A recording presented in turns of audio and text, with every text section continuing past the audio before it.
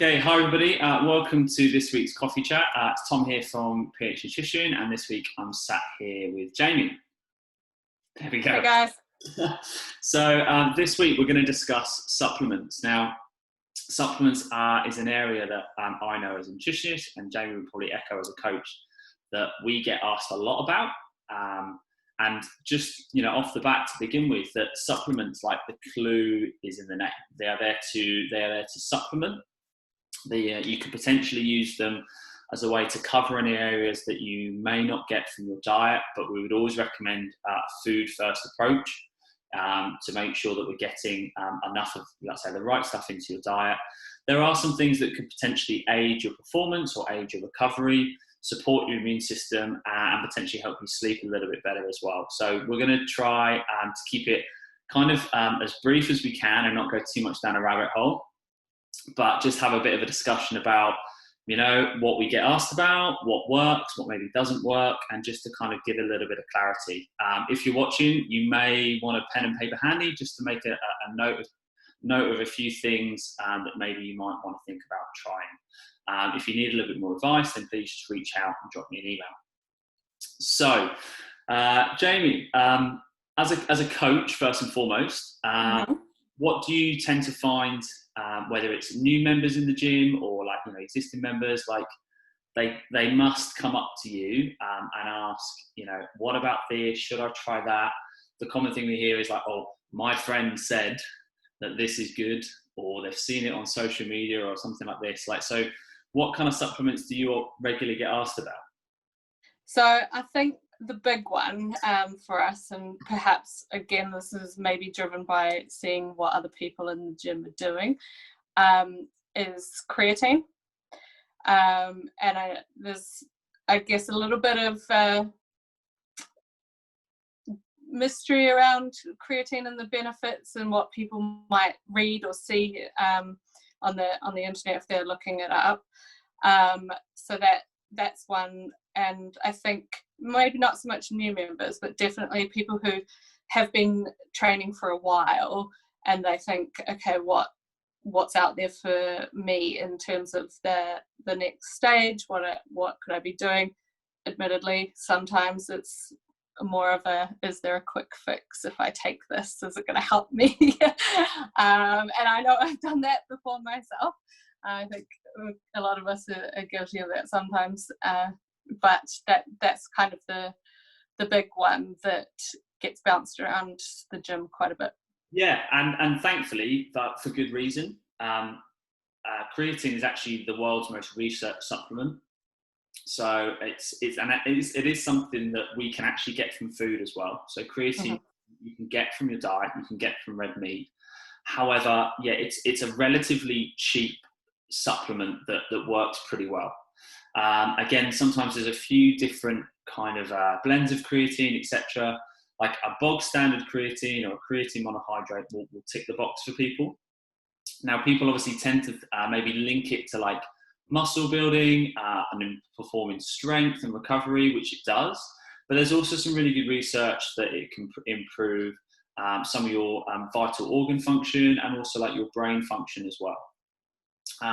Something we also get asked about, I don't know if you get asked about, is whether to cycle it or to load it. And again, sometimes there's a little bit of myths around it. Really, you don't really need to kind of load it. It will just take a little bit longer for it to kind of be saturated. What I tend to find is that when you load it, you have to then take maybe 30 grams a day, and then you go through your tub or your pouch quite quickly, and then you have to order another one. So I sometimes think it's a bit of a kind of marketing trick to get people to load it. So for most people, it's 3 to 5 grams a day. You can get it most commonly in powder form, but you can also get it in tablet form. Sometimes there's a bit of a myth in terms of when you should take it as well. Ideally, with most supplements, it's just remembering to take it. So form it into part of your daily habit, whether you take it in the morning with a drink, whether you take it as part of a post-workout shake or something like that. Of course, there is some very marginal benefits taking it around your workout, but sometimes if you've got, if you're going back to the office or, you're a bit fatigued and you might forget to take it, then people kind of, again, run out of the habit of taking it. So just find whatever works best for you. You don't need to cycle it in terms of, like 6 weeks on or have a gap, anything like that. What we would say, like if you just went on holiday, you don't necessarily need to take it. Maybe your training intensity is not as high, and then you just pick back up when you left off. Mm-hmm. Just on that, around the cycling and maybe some myth busting there. I know that people have raised the question around the impact it might have on liver function, and things like that. Do you know? Is that all a myth? A little bit. I think sometimes with creatine, obviously it can be a little bit multifactorial as well. That it's hard to sometimes particularly put one thing at the cause of something else. Yeah. Again, studies shown that for the majority of people that take it, I think for about 80%, 85% of people who take creatine, they see an improvement or they see a response, etc. For some people, it just doesn't seem to work for them, or they've already got a kind of enough creatine kind of levels in their body. So there's not too much of a risk out there that we've seen of. Again, sometimes I think it's a bit of an old wives' tale. Same with protein and kidney function and the body's pretty smart. It's pretty good. Like if you're sometimes having too much of something, it will be pretty good in getting rid of it as well for you. Awesome. As an athlete as well, so someone who regularly competes, puts their body under kind of high training demand, high stress with 1-2 day competitions. Yeah. Is there anything that you find yourself regularly taking or taking around a competition, or kind of like your go-tos in your cupboard for your supplements? Yeah, so there are two things that I would have every day. I don't know whether we would count whey protein as a supplement or not, but that is something that I have every single day. It's part of my breakfast, and I will have it normally as post-training shake as well. If I need 2 portions in the day, but I always have at least one with breakfast. And then the other one is creatine. So I'm one of the people who did have good success with creatine. I got into using it in sort of April last year, and then consistently stuck with it. I've had the odd break when I've gone back to New Zealand at Christmas or something like that. Not, as you say, not training as intensely, but a few things really stuck out for me, and then people that have subsequently asked me about it at the gym, and where they probably haven't had the same success. And I think consistency is one. Yeah. So like you have to take it every day, you have to stick with it, because just taking it once or twice a week isn't going to be enough to build those levels and keep them consistent. Yeah.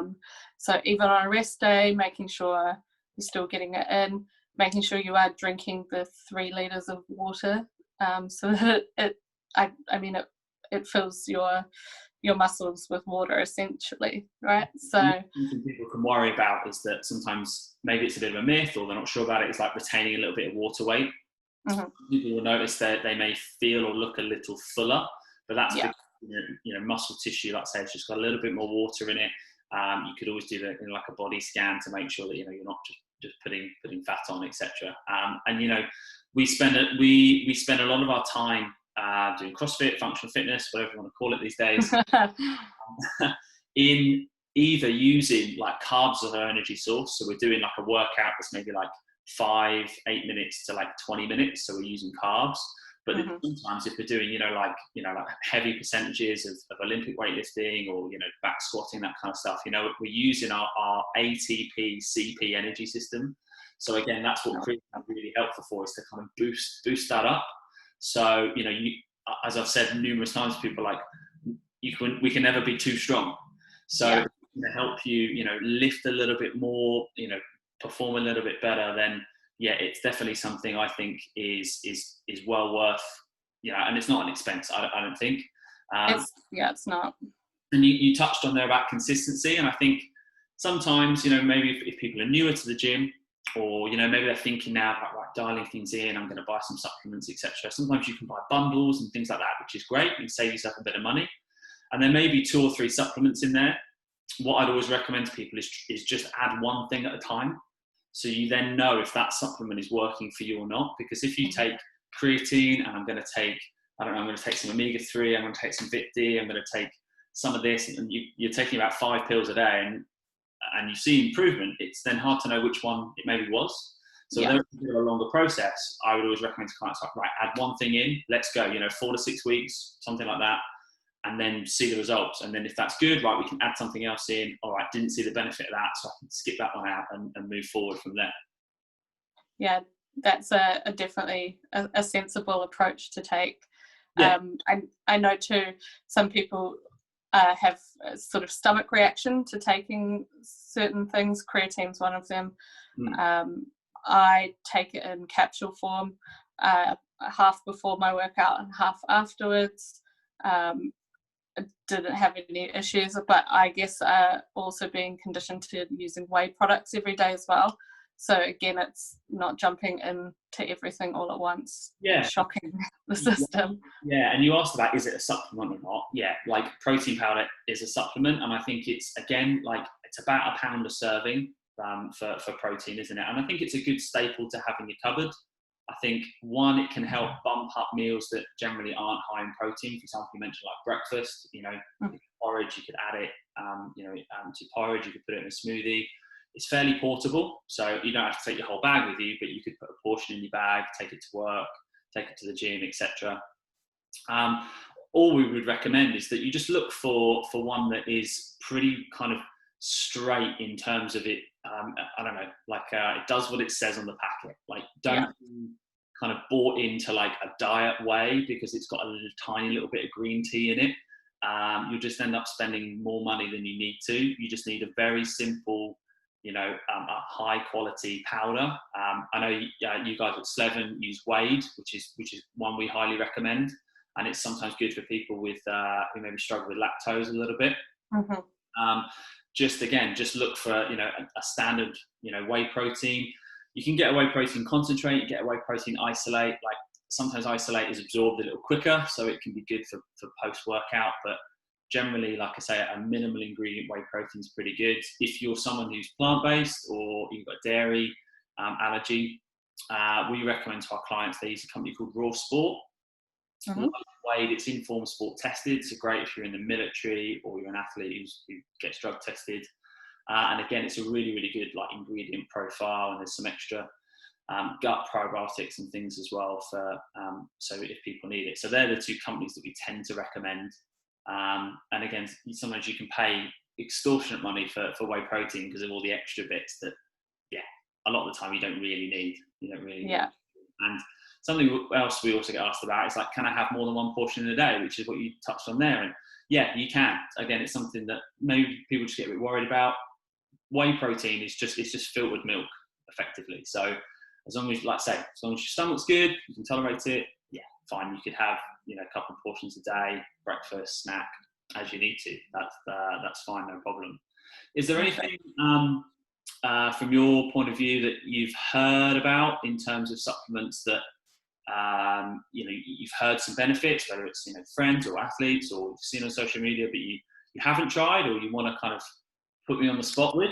So I've got 2. So one, and it's really only been price point that's held me back on this, because I seem to spend most of my paycheck on all things fitness related, and that's GLC 2000. Okay. So I am someone who has suffered with a lot of shoulder injuries over the time, generally due to overtraining, and so I'm quite keen to see whether or not that would help with some of that. So I've dabbled in things like collagen before, to see whether that sort of helped with the pain that I get in my shoulder. But I have heard good things about GLC 2000. Is that just out of interest? Like, is that something that you've heard about from other athletes, or you've seen social media, or? So I know that Coach Tim is a big fan of it. I think Nick was also taking it, and another athlete, Sam, at the gym also raves about it. So yeah, it's backed by 3 people at the gym. So. Yeah. I think with GLC 2000 is a glucosamine supplement, right? Mm-hmm. So which is linked to, glucosamine actually is derived from like shellfish, and it's sold as like a joint and health supplement. And in terms of, if someone says, I've heard about this is good, you should take it, I would always encourage people just to do a little bit of research themselves.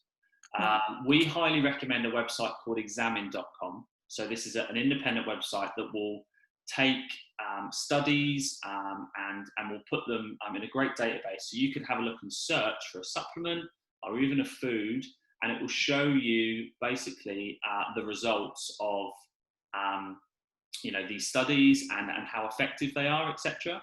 What I tend to find with glucosamine is when you look at the research in terms of reducing pain or injury rehabilitation rate, it doesn't actually score that highly in terms of studies. It's kind of it would be categorized like the minor.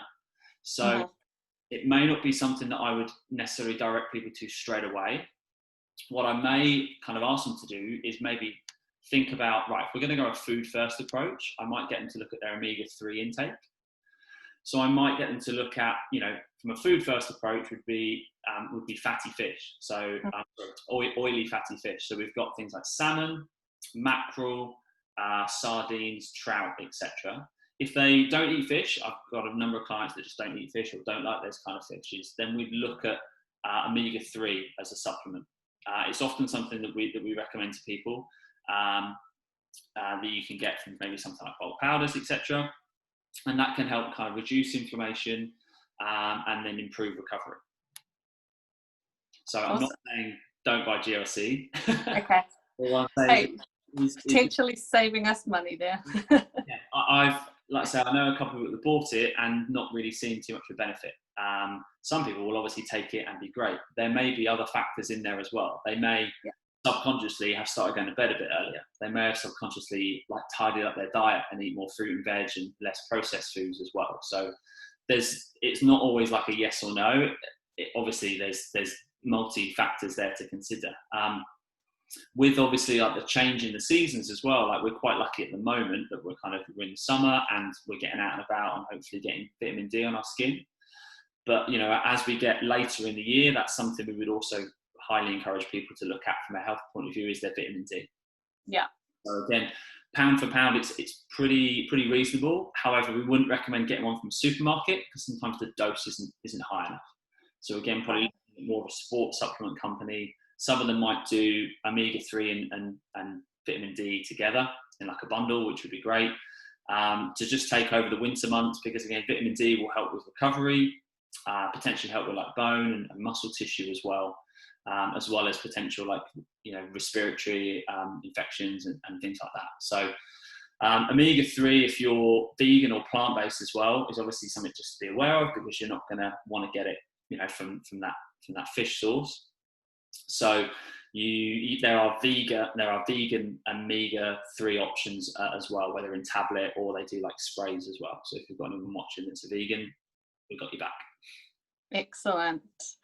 I guess the other one, which is quite popular at the moment because it's endorsed by a number of the celebrities of our world, and that would be CBD oil. Yes. Yeah. So interesting one. Yeah. So CBD, a cannabis oil. There's a lot of hype around it in the minute, and what we're tending to find, and at the moment with PH Nutrition, we're doing our own research on this as well, and we're talking to clients that have tried it, or we're talking to a couple of companies, is that all the feedback we get from people is that they feel better. or they're sleeping a little bit better, or maybe it's helping their joints a little bit. It's helping maybe even their anxiety, or it's reducing their stress. It's helping them unwind, which are all great things. And if this oil or balm or drink or tablet, whatever form it's in, can help do that for people, yeah, sounds great. Yeah, we're really interested. It's kind of a very new kind of supplements on the market. So in terms of study and data and research, we can't yet put our hat on it and go like, yes, this works. Yes, we would recommend it. So, however, as well, it's not cheap. I think for a decent one, a decent dosage, it would be like £40-50 a month. Yeah, it's pretty crap. Which is a lot of money. And could that time and money be spent elsewhere? Like if someone said to me, "Oh, I want to sleep better. Do I need to take CBD oil?" Sometimes it's actually looking right. Well, what else are you doing in the day? If you stopped having that coffee at 5 o'clock, or if you didn't take pre-workout before you went to the gym at 7:30 at night, like, could those things actually help you sleep better? Could you unwind and not look at technology an hour before you went to bed? Like, I just don't want supplements to always be the way to mask over cracks, if that makes sense. But yeah, it's definitely a one that we're looking at. There's not enough data and studies behind it to definitely put it in that recommend category just yet. But no, good question to ask. So watch this space. Watch this space, yeah. Another one in terms of, again, that's something people could try. Something that's been around for a long while is something called adaptogens. Mm-hmm. They're being put more into products that are available. So these maybe are like kind of Chinese herbs or special types of mushrooms, things like that. So you might now see adaptogens in like coffee. You may see it in tablets that help you sleep or give you daytime energy. There's a company out there called Motion Nutrition that do like a daytime and an evening supplement that you can take. Again, we find that people who decide to try it and then stick with it do notice like sleeping better, recovering better as well. So, however, like I say, we just need a bit more research so we can go, yeah, we can definitely recommend this. Yeah. In terms of like supplements for sleep, because we're kind of in that area, like ZMA is another one that sometimes pops up that someone tried it and it was good, so you should take it. Have you ever tried ZMA? No, I dabbled in taking magnesium before bed to try, and when I first started training, I would hurt a lot at night. Like, I was doing quite high volume, but I really would struggle with sleeping because my muscles would be aching. So I'd seen, you see like Sam Briggs takes the XYZ every day, and so I'd seen about taking magnesium, but I didn't find that helped with that or with my sleep. So yeah, and again, I think for some people they see it, some people they don't. Again, we like to maybe just kind of myth bust with ZMA because it's been around a while and sometimes it's one that's recommended for sleep or not. I think you have to look at what the makeup is of it, because we often find with ZMA they tend to then add vitamin B6. So vitamin B6 is associated with like energy. So if you're trying to take a supplement for sleep and it's got compounds in it that give you energy, I don't necessarily know if that's going to help you sleep very well. Yeah. Whereas like magnesium on its own can help, your body relax and de-stress, etc. So whether that's in a tablet or even in like, you can get like bath salts and things like that have got magnesium, right? So again, it's something that I would maybe, I think with sleep supplements particularly, I often think there's cracks that need to be looked at rather than just taping over by taking a supplement. Just getting to bed earlier is sometimes the best sleep supplement that we could take. For sure. Sorry? And for someone who has been working with pH nutrition, for me, I've noticed that actually addressing overall nutrition has had a huge impact on sleep. So that is always going to be like your first port of call. Yeah, ensure you're eating regularly throughout the day. You're not eating like a meal that's either too big or too small late at night. That's often a thing that we see can upset people's sleep patterns and rhythms as well. So yeah, that's a good point. Do you have much experience with pre-workout? Because that's something that we often get asked about. I'm not even sure if people still take it. Is it still trendy? but I did used to take it, I think 2018 for that was my first CrossFit Open, and I got into taking pre-workout around that time, and yeah, I mean, you feel the effects of it. And I took it at a competition as well, the first ever big comp that I did, but you have to be quite careful, I think, as to when you take it, for what kind of workout. So if you're going for like a heavy lift kind of thing, that's fine, that's great. But when it is a intense cardio piece or a longer 20-minute AMRAP, you're already jacked up on adrenaline. The last thing you need is this extra thing and the feeling of your face melting off, and your heart's just absolutely going. And then you just hit the wall and you're dead afterwards. So I've dabbled with it, decided it wasn't great, wasn't really worth it, and it definitely has side effects for a number of people in terms of whether or not their stomach can tolerate it too.